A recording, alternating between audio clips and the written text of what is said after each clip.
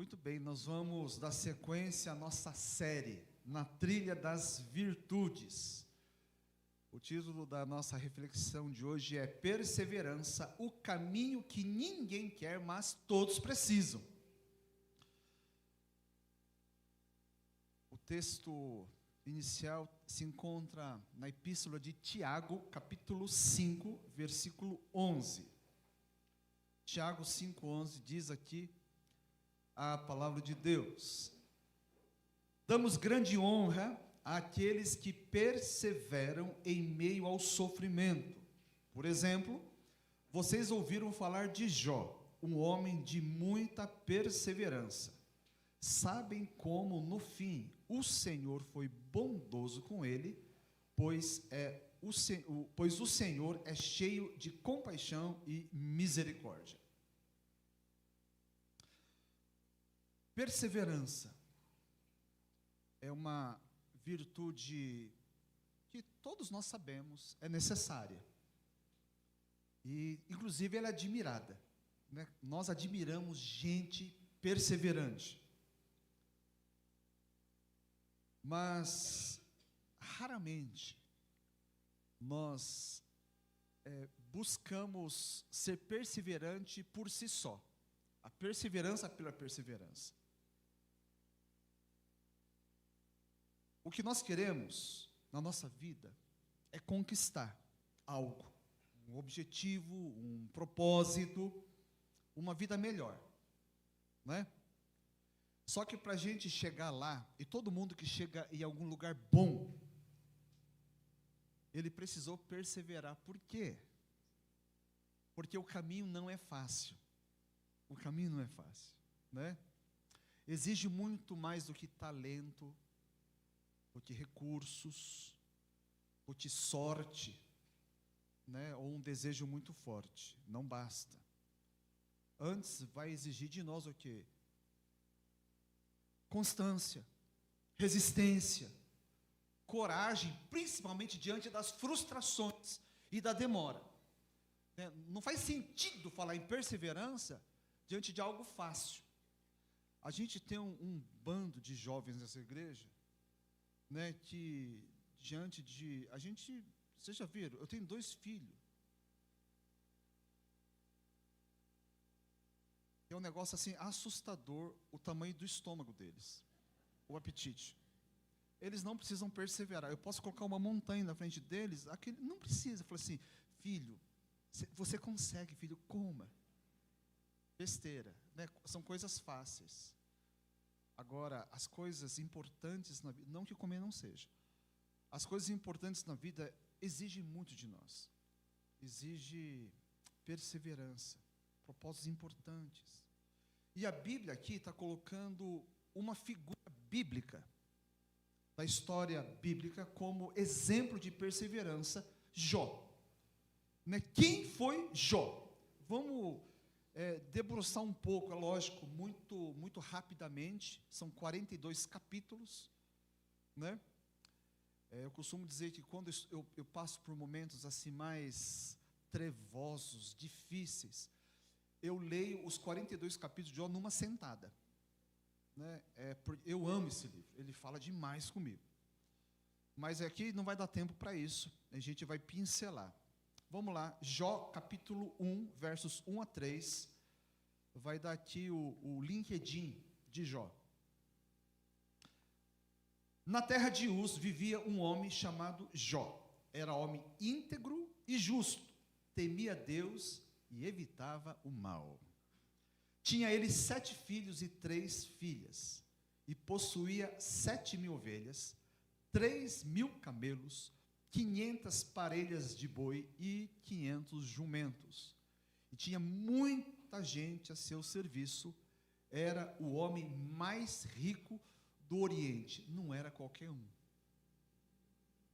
Agora, vamos falar na real aqui. Ele vivia em condições ideais, quase um paraíso na terra, né?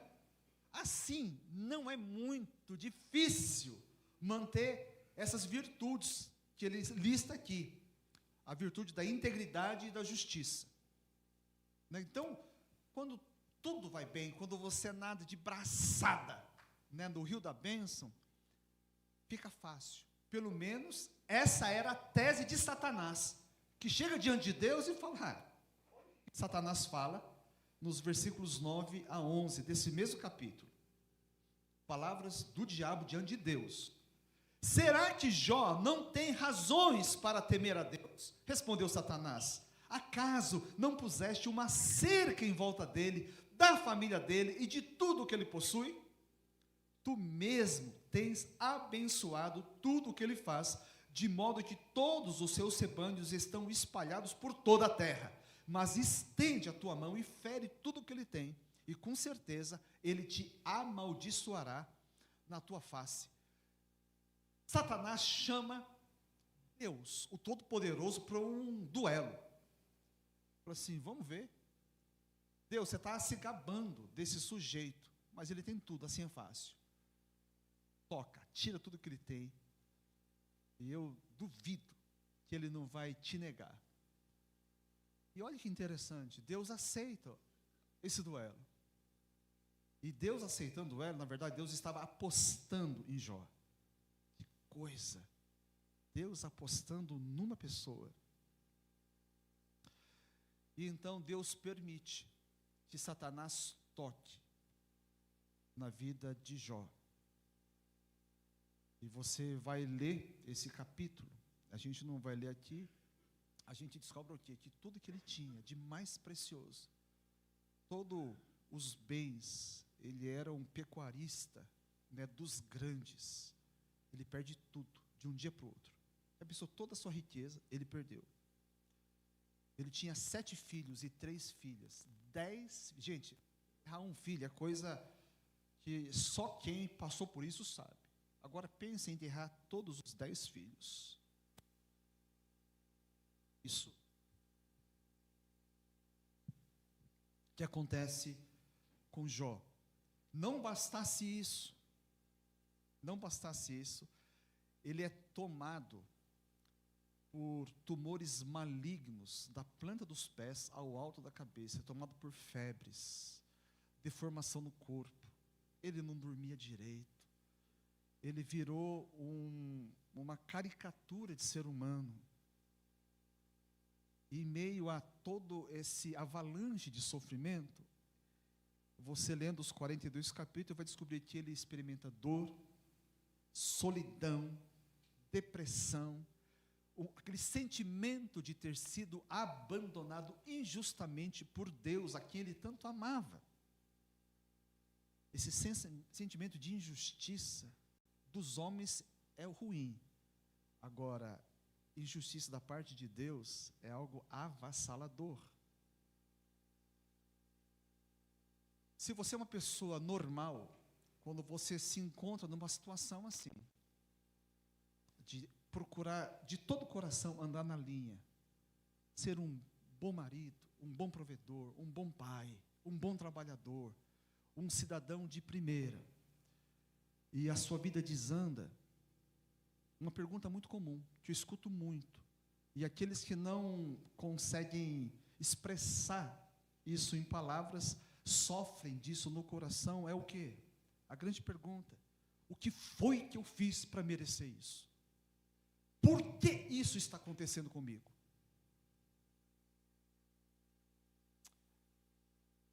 Nesses quase 30 anos de pastorado, como já sofri, vendo membros da igreja, gente, sabe, aquele crente lindo, de fé robusta, sincera, experimentando sofrimentos que eu mesmo perguntava, Senhor, por quê? Até quando, Senhor, vai permitir que esse estado de coisas perpetue na vida dela? E eu não tinha palavras para falar para essas pessoas. Sabe que os amigos, ele tinha 3 amigos. Se bem que depois que você lê esse livro, fala assim, amigos assim é melhor não ter amigos, né? Eu acredito, sinceramente, que foi um livramento de Deus, para descobrir com que tipo de gente ele estava contando. Mas, enfim, esses amigos de Jó, quando tudo aquilo aconteceu com Jó, e até então, na cabeça deles e de todos, Jó era um homem reto, íntegro, justo, é um cara assim de primeira, né? É o tipo de cara que todo mundo queria convidar. Ele era o cara mais símbolo do Oriente, mas não era arrogante, era uma pessoa tratável, simples, é gente boa.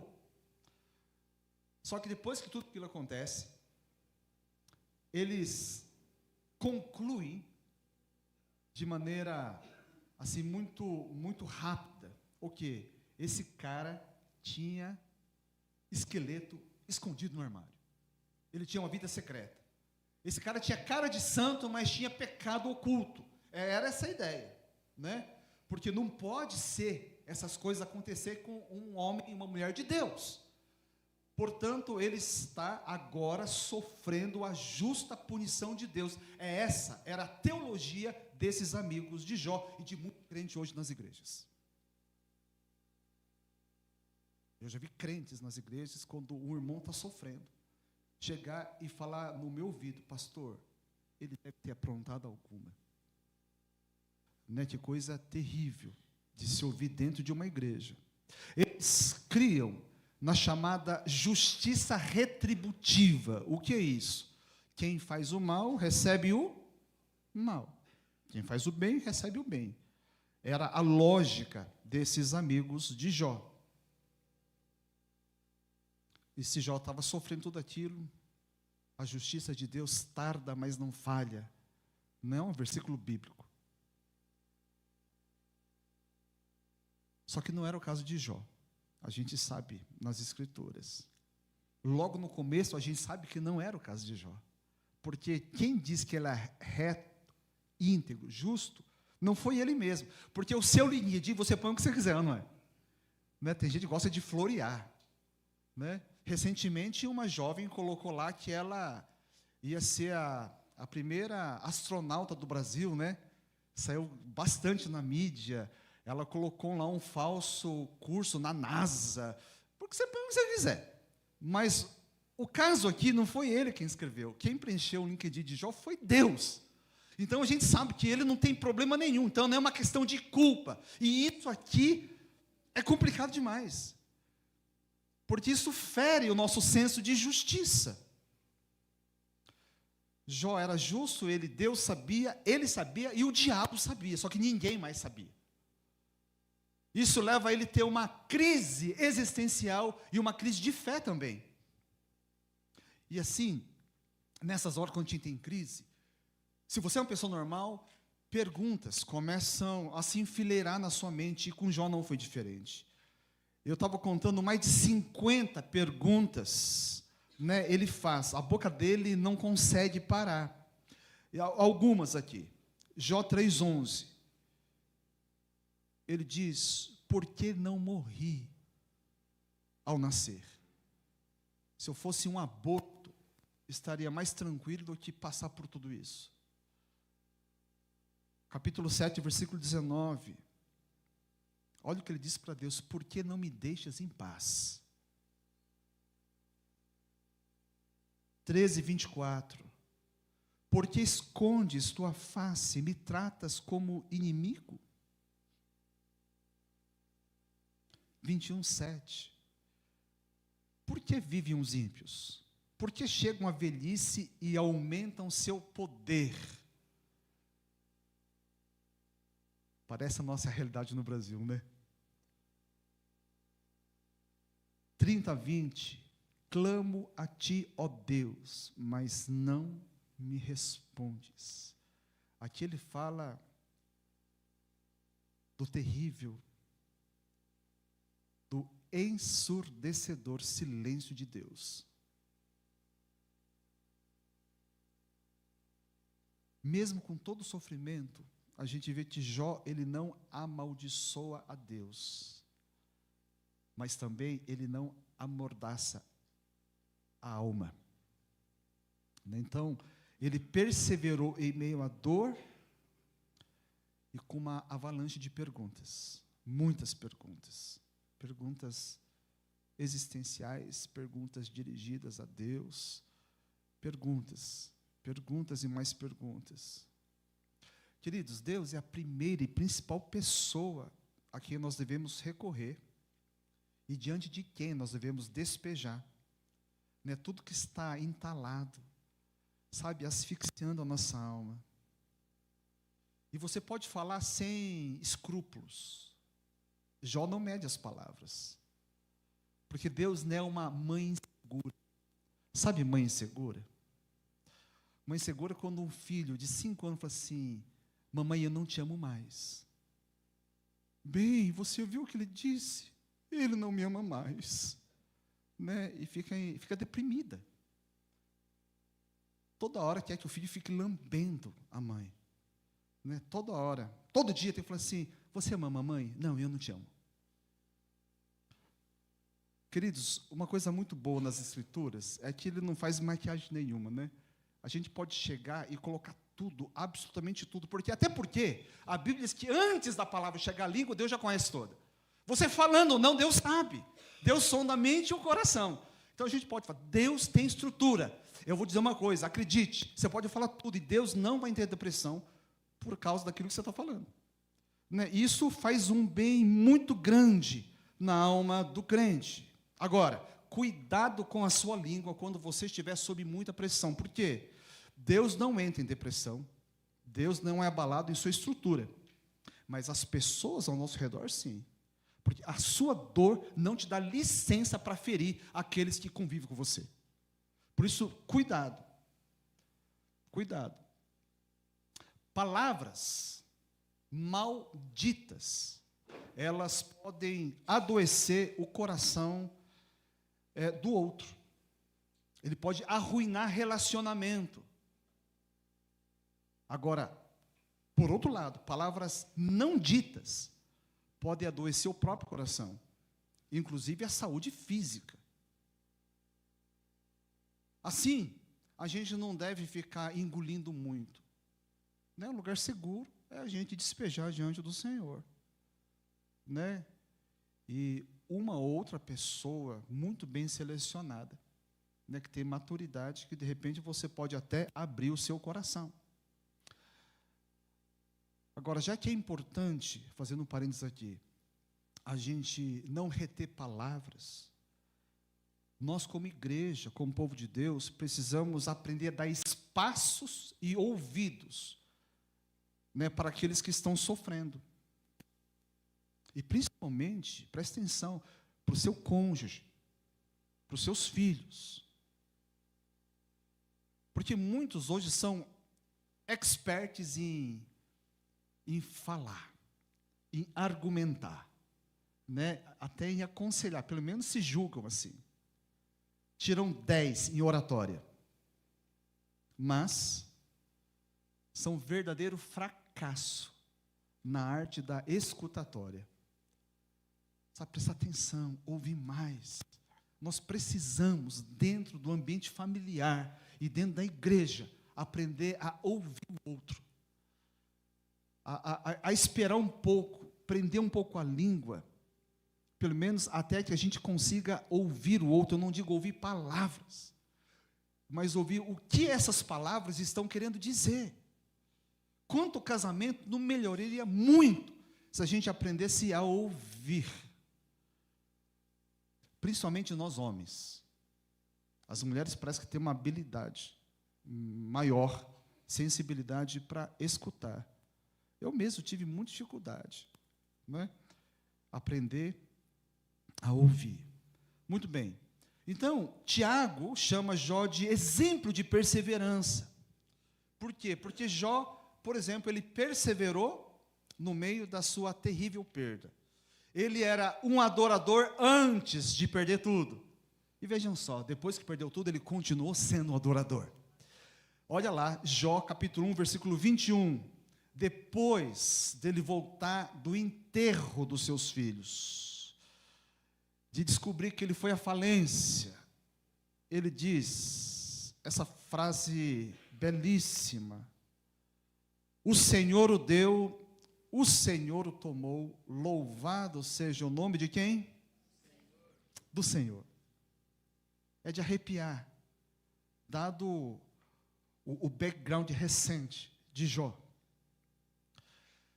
A doutora, a psiquiatra Elizabeth Kübler-Ross, ela escreveu um livro clássico. Todo mundo que estudou medicina estudou o livro dela chamado Sobre a Morte e o Morrer. Ali ela coloca os 5 estágios do luto. A primeira, negação, né? Depois raiva, barganha, depressão e finalmente aceitação. As 5 fases do luto. Eu não vou entrar em pormenores, né? Porque eu já preguei isso em 2021. Depois, se alguém quiser ver sobre isso, tá, vai ter um link na descrição da gravação do culto de hoje. Você pode ver. Com base nisso, eu acredito que se a doutora Kübler-Ross estivesse vendo Jó, ela diria o quê? Jó está vivendo a primeira fase do luto. Ele está em negação. Porque não é natural um ser humano passar por tudo que ele passou e depois ir diante de Deus, se prostrar e adorar a Deus. Isso é insano. De alguma maneira, ele não conseguiu, ele está fora de si. A ficha não caiu. Essa seria uma avaliação muito precisa se ele não fosse alguém que conhecesse Deus. Eu acredito que uma pessoa que não tem Deus entraria nessa negação. Mas Jó não estava em negação. Ele não estava na primeira fase do luto, de maneira alguma. A adoração de Jó foi autêntica. O crente no Senhor Jesus Cristo, ele adora mesmo com o coração sangrando. Nós cantamos aqui. Ele permanece na presença de Deus, ainda assim, mesmo que tudo desmorone, ele não deixa Deus. Por quê? Como disse o apóstolo Pedro, lá em João capítulo 6, Jesus, ele trouxe uma palavra muito pesada. Porque Deus não tem compromisso em falar aquilo que nós queremos ouvir, aquilo que nos agrada. Deus tem um compromisso com o propósito dele. E aquela palavra foi muito dura. Jesus, até então, ele tinha muitos seguidores. Mas depois daquela palavra, eles disseram, dura é essa palavra, quem a suportará? E com isso, um por um foi abandonando, foi deixando Jesus. E chegou um ponto que só tinha aqueles 12, o círculo mais próximo, os 12 discípulos de Jesus. Jesus olha para eles e fala assim, e vocês? Também não vão? Então Pedro, colocando-se como porta-voz do colégio apostólico, ele fala essas palavras. Senhor, para quem iremos? Tu tens as palavras de vida eterna. Nós cremos e sabemos que és o Santo de Deus. Jó não adora a Deus, porque ele fosse um masoquista. Acabou de enterrar os filhos, falou assim, Deus, obrigado porque eu enterrei meus filhos. Não, não é por isso. Jó não adorava a Deus por aquilo que Deus fazia ou deixava de fazer. Jó adora a Deus por quem Deus é e pronto. Deus não tinha que provar nada para ele. E para Jó, o Senhor era Deus, mais do que Deus. O Senhor era o seu Deus. E Jó, um adorador desse Deus. E sabe, um adorador, ele continua adorando, mesmo quando a música cessa. Um adorador de fato, ele sabe diante de quem está, diante de Deus. E de acordo com as Escrituras, uma conclusão que a gente chega, eu li o Novo Testamento mais de 100 vezes, o Antigo mais de 50, perdi as contas. Eu descubro nessas leituras o quanto eu não conheço Deus. Sim, daquilo que está revelado, muita coisa a gente vai conhecendo, mas uma coisa a gente conclui, conforme se vai lendo a Bíblia, que Deus é muito maior do que a sua capacidade de entendê-lo. Eu tenho mais perguntas do que respostas. Então, estar diante de Deus é estar diante de um mistério. E sabe o que quer dizer mistério? Mistério, eu já falei, não é ausência de sentido, de significado. Mistério é entender que há mais sentido do que a minha capacidade de compreender. Não é porque eu não compreendo que não tem, é que está além. E Jó estava diante de um mistério. Ele não entendia nada, mas ele continuava diante de Deus.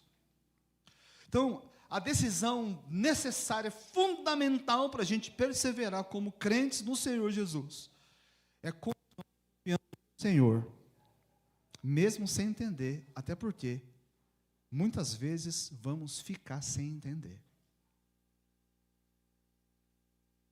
Jó, exemplo de perseverança, porque ele persevera mesmo no silêncio de Deus.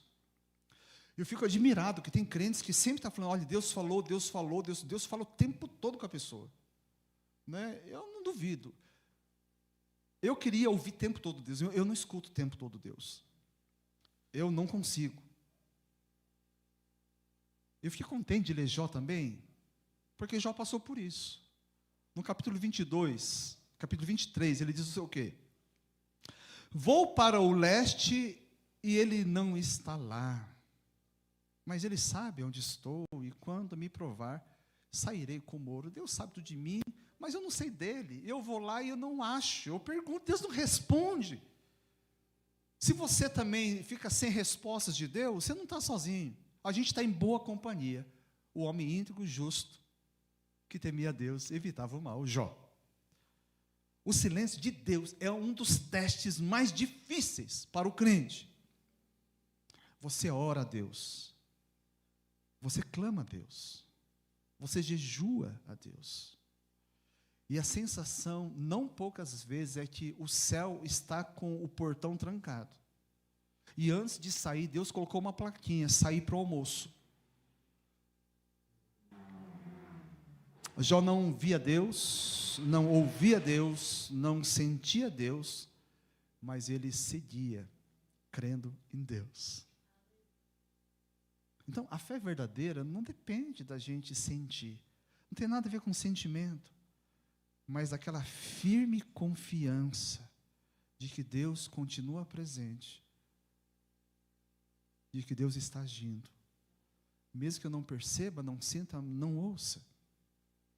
Jó é exemplo de perseverança porque ele continuou firme mesmo sendo mal compreendido.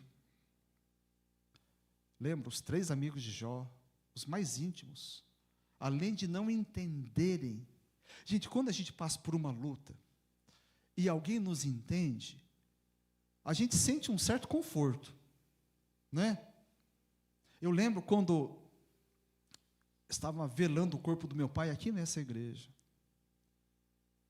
Foi a primeira experiência de alguém próximo, né? Que foi uma experiência assim, bom, quem passou sabe como é que é, não dá para descrever.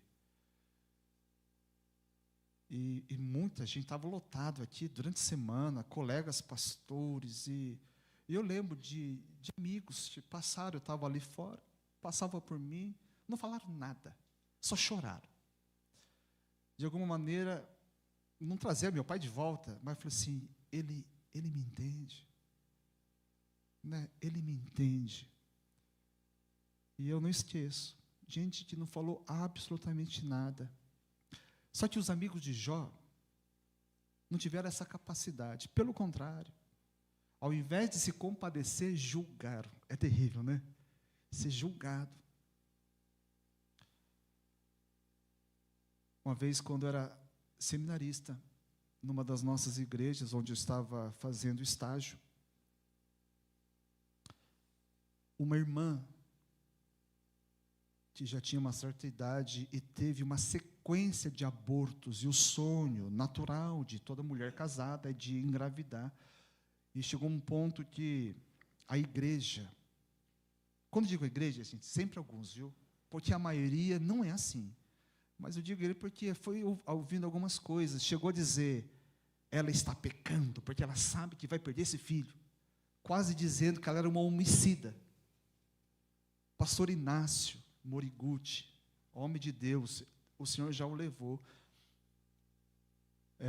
Ele pegou, um dia chamou essa irmã na igreja, lá na frente, e ele fez uma pastoral diante de todo mundo. Ele orou por aquela irmã, que já tinha perdido tantos filhos. E eu não lembro as palavras que ele fez, mas eu falei assim, puxa vida, que homem de Deus. Eu vi o conforto que aquela irmã estava sentindo. E o Espírito agiu, a igreja não falou mais nada. Em 9 meses, ela estava com o bebê no colo. Né? Uma moça de Deus, hoje já é formada, e a única filha desse casal. Os amigos o acusaram, a própria esposa, a última, morreu 10 filhos, sobrou a esposa. Gente, a Bíblia não fala nada do que ela falou, a única frase que ela falou não presta, né? Por que você conserva a sua integridade? Amaldiçoa Deus e morra. Né, Jó 2, não, já pensou? É uma infeliz, né, gente? Única frase dela. Por isso, cuidado, mulher. Né? O que você fala para o seu marido? Já pensou? Deus pega só essa frase, né, e coloca lá num cartaz. Misericórdia. Jó responde o quê? Receberemos de Deus apenas as coisas boas e nunca as ruins? A pressão, às vezes, vem de onde a gente menos espera, né? De onde menos espera. Então, queridos, persevere mesmo quando todos duvidarem de você. A gente vê que é o círculo mais íntimo, amigos e cônjuge. Já talvez tenha acontecido com você, né? Nem que todos duvidem, nem que todos vão contra. Não há oposição que prevaleça quando Deus está do seu lado. A Bíblia diz isso aí em Romanos 8:31. Se Deus é por nós, o que, irmãos? Isso não quer dizer que se a gente está no lado certo, não haverá oposição. Ah, não, Deus está comigo, então as portas vão se escancarar. Não. Se Deus está conosco, pode vir o mundo contra nós. Nós e Deus sempre seremos maioria. Essa é a ideia. Né? Pode vir oposição que eu vou tratorar por cima. Essa é a ideia. Por isso é importante estar do lado certo. Né? Perseverar no erro é loucura, é insanidade. A gente persevera dentro daquilo que é vontade de Deus. Por isso, você que é casado. Gente, todo casamento que prospera e enfrenta adversidades, que se você não perseverar, o casamento desanda. Porque é um desafio muito grande. Casamento não é para qualquer um, por isso casamento é para adulto. Casamento é para adulto, né? É para homem, é para mulher. Agora, se perseverar, coisas boas acontecem. Deus quer que persevere no casamento, sim ou não? Sim. Né? Então, mas está muito difícil. Todo casamento passa por dificuldade, todo. A não ser que você case por contrato, cada um fica num país diferente, ok. Né? Ainda assim vai ter uma luta, porque a sua esposa vai fazer conta, vai mandar para você a fatura. Então, não tem jeito. Deus honra aqueles que perseveram até o fim. Capítulo 42, versículo 10. Olha só o que acontece. O último capítulo desse livro. Depois que Jó orou por seus amigos, o Senhor o restaurou e lhe deu o dobro do que tinha antes. Gente, que coisa maravilhosa. Os bens, tudo dobrado. Não há aplicação aqui no Brasil, né, que te dê isso aí. Né? Tudo dobrado. E ele deu novos filhos. E é curioso, né? Porque ele tinha 7 filhos homens e 3 mulheres. Morreram todos. Depois que Deus restaura, Jó, ele ganha 7 filhos homens e 3 mulheres. Não ganhou 14 homens e 6 mulheres. Né? Mas é em dobro. Porque aqueles que são filhos. Não deixaram de ser filhos, né? Continuou, então, com o dobro de filhos. O final da história de Jó não é sobre bens devolvidos. Isso é muito pouco. É sobre fé restaurada. Lembre que a fé de Jó estava abalada. Mais do que isso, é um caráter transformado, é um testemunho renovado. Aquilo tudo ali foi uma plataforma para ele fazer um upgrade e experimentar coisas novas de Deus. De modo que ele fala, né? Antes eu te conhecia de ouvir falar, agora os meus olhos te veem. Deus é possível a gente experimentar, ainda que a gente não veja. Então, Deus nem sempre explica tudo, irmãos. Você acredita que Jó morreu sem saber que tudo aquilo que aconteceu foi, na verdade, Deus apostando nele? Jó só descobriu isso depois que ele foi para a glória. Então, ele não teve explicação, você também não o terá. Tem muita pergunta que é só lá você vai saber. Deus não explica tudo, mas em meio às nossas lutas, Ele caminha. Deus caminha conosco em meio a tudo. Jó não saiu com respostas, mas saiu com uma revelação aprofundada, uma intimidade com Deus, que antes ele não tinha. Versículo 5, capítulo 42. Antes eu te conheci só de ouvir, mas agora os meus olhos te veem. Você está passando por tempos difíceis hoje? Talvez tenha feito perguntas, né?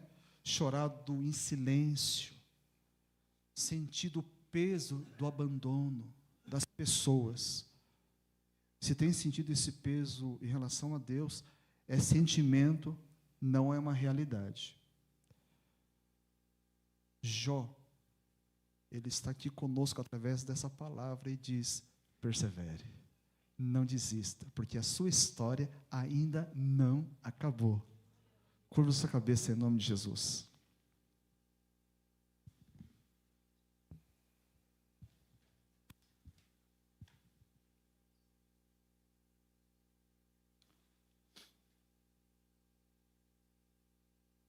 Pai Santo, falar sobre sofrimento, sobre perseverança em meio à oposição, falar sobre aquilo que muitas vezes rouba o sono à noite e causa depressão de dia,